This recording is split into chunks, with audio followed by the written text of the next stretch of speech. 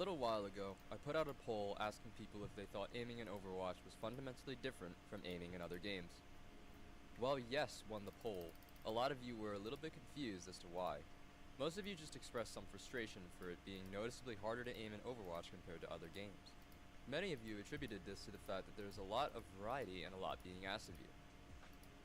While these points are true, and Overwatch is an extremely mechanically rich game, there's one thing that still separates this game from every other game, and it is the main reason why we have to look at aiming in Overwatch so differently from games like Counter-Strike, Valorant, or Apex Legends. Let's do a demonstration to see what I mean. In Counter-Strike, when I move right and let go of D, my character will still keep drifting a little bit to the right before coming to a full stop. This is why we need to counter-strafe, and press A when we let go of D to quickly become accurate when we peek into an enemy. The same thing is true in Valorant. It is like you are moving on ice. This is the property of acceleration. In Quake Champions, we can use a setting to directly view our movement speed, and as you can see, it is far more noticeable in a game like this. You can see that there is a gradual increase in speed when you begin moving. You do not instantly reach top strafing speed. Similarly, when I let go of the strafe key, it takes a little bit of time to actually come to a full stop. This is also the case in Apex Legends, minus some pretty flashy movement tech you can do in that game. Let's look at Overwatch gameplay now. When I tap a strafe key in Overwatch, I start moving instantly and at top speed. There is no gradual acceleration in my movement. Similarly, when I let go of that strafe key, I come to a full stop instantly. While there are of course exceptions to this, like Lucio movement or flying character movements, this is a movement style that is very unique to Overwatch as one of the main FPS esports titles. Being so unique, this is why it can feel so frustratingly difficult to aim in Overwatch compared to other games. The movement is far more rigid and honestly unrealistic, but it demands an equally unique aiming style. In this video, we will go over the aiming techniques that are most relevant to Overwatch and show off a comprehensive routine listing scenarios that would be most beneficial in developing this technique. The requirement that underscores all of Overwatch aiming is being able to see and read very fast changes in movement direction. If your aim is particularly snappy, erratic strafing on characters like Tracer or Kiriko can be hard to read and react to smoothly. Aiming at a flying Juno can be especially frustrating. Oh my god.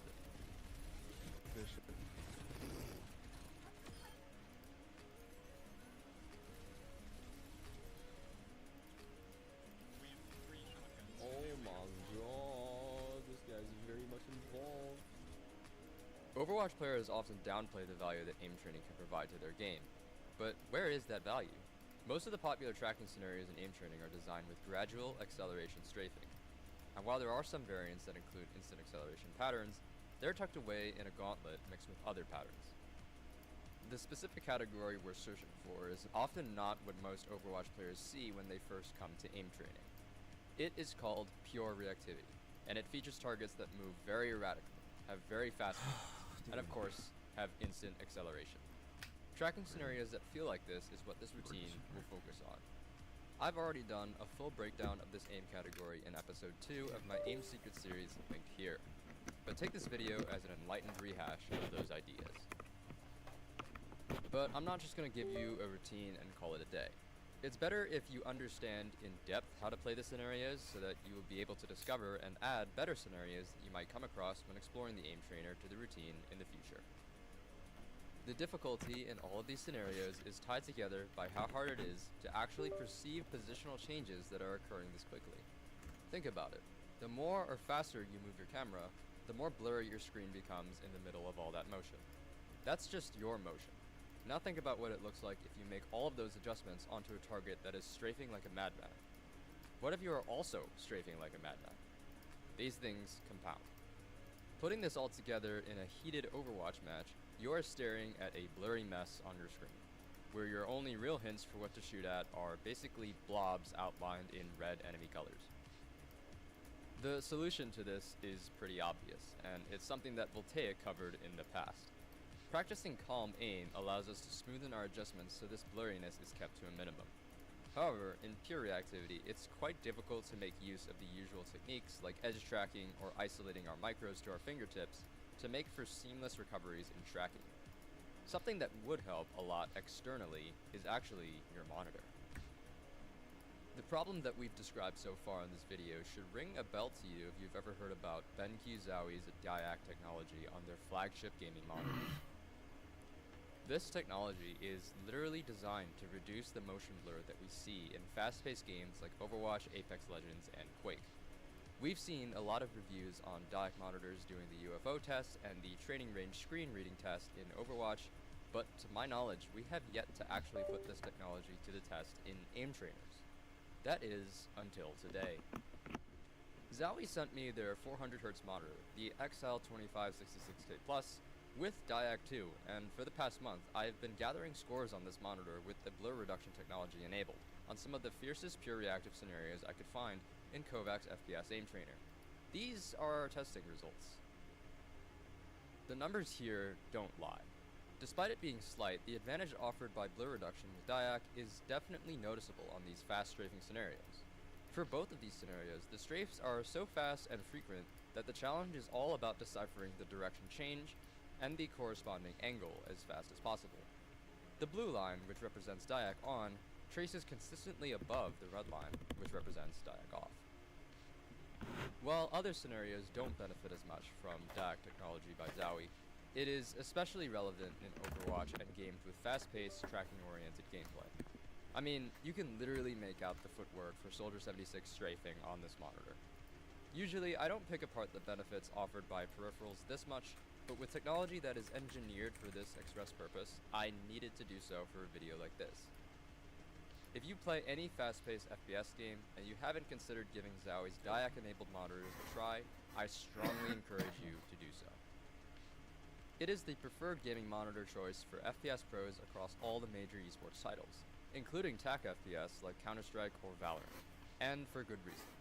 The technologies that Zowie offers with this monitor do indeed offer that slight advantage that professionals crave, even in terms of smaller features like color correction. Zowie offers Advanced Define for sharper target outlines, allowing the user to see or notice enemies more clearly. This leads to a lot of benefits, especially in terms of aiming in real games, where this level of visibility at the top of the competition is demanded.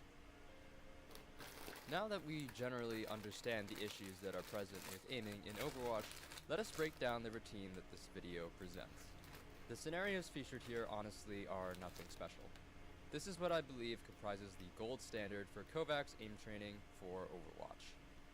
The routine is 15 scenarios long, featuring 7 major tracking scenarios, some of which are handpicked by well-respected Overwatch coach Pisev, as well as 3 dynamic clicking scenarios, 2 evasive switching scenarios, and 3 strafing scenarios. The routine is structured with the intention that you do it with the threshold method that I explained a while back. The video for it is featured in the description. We begin tracking with Aerion Invincible 2. Though this scenario does not possess the instant acceleration features, we have it as an opener to ease the player into the routine. It is still profoundly useful to Overwatch because it activates similar muscle groups that you will need to be using in-game. Here, you want to practice using a low amount of tension and under-aiming, which means withholding the speed and aggressiveness of your motion to avoid overshooting the target. After that, we move on to Passive Track Wide React, the same scenario we used in the Zowie monitor testing. The key to this one is to let yourself sync entirely with the target. At first, it may seem difficult to keep up with it, but as long as you don't react too aggressively each time, you'll be able to find a long strafe. Control Sphere Overwatch is a similar scenario that doesn't feature as much vertical movement, but asks for more precision with our recoveries. The bot sticks to a particularly tight pattern, where it is bouncing left and right in a zigzag motion. This is the exact pattern followed by strafing in Overwatch. The key is to utilize the tension in your wrist to perform a similarly tight snap back onto the target whenever it changes direction, but have it be controlled so as to not cross over the target. Similar warm-ups to this style would be Fugla XYZ Voltaic because of the blinks, or Flicker Plaza. You could even swap this out with the 150% version if you want something even harder. We then follow this up with Smoothbot Power Glider Intermediate and PGTI R-Aim. These are wide-angle precision scenarios that, while not necessarily as useful for straightforward dueling, is the preferred practice method for shooting at Mercy or Echo gliding through the sky or Baptiste jumping, or Widowmaker grappling. We finish up tracking with VSS GP9 and ODB MFSI. VSS GP9 is really just a warm-up to ground tracking and the scenario that follows it. The right way to play it is under-aiming, but for the purposes of training for Overwatch, just try to minimize the tension you use on here. ODB MFSI is the quintessential Soldier 76 or Tracer tracking scenario.